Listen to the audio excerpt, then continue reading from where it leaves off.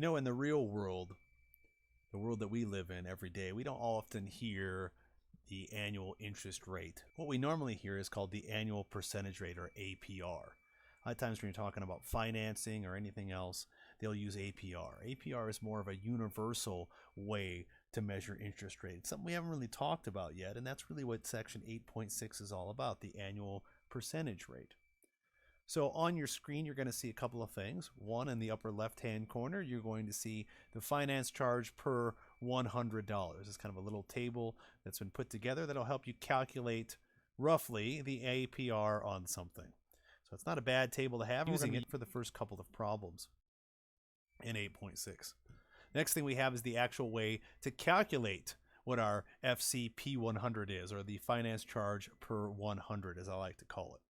And that is to take the total finance charge that you have, divided by the total amount borrowed, and then multiply it by 100. And then you're going to look that value up in the table after you have that to figure out what your APR is.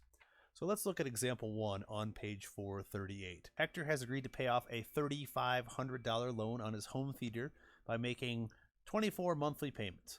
If the total finance charge on his loan is $460, what is the APR he is being charged? Okay, so I've gone ahead and written those values on the screen for you. So the total borrowed that he has is $3,500. The total finance charges are $460, and he's going to make 24 monthly payments. All right, so we're going to use our equation, which says take the total finance charge. For us, that's going to be $460. Divided by the total amount borrowed, that's going to be the $3,500. And then multiply that times 100.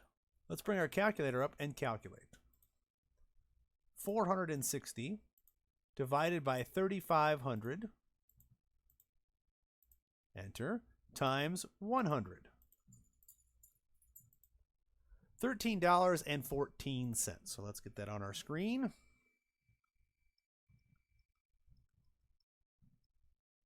All right, so now to find the APR, what we're going to do is we're going to look up this $13.14 along with the 24 payments here. First, we go and we look at the number of payments. And it's going to take 24 payments, it says. So on the 24 payment row, we're going to go over until we find 13.14. Well, I don't see 13.14 precisely, but that's okay. This is an estimate, if you will.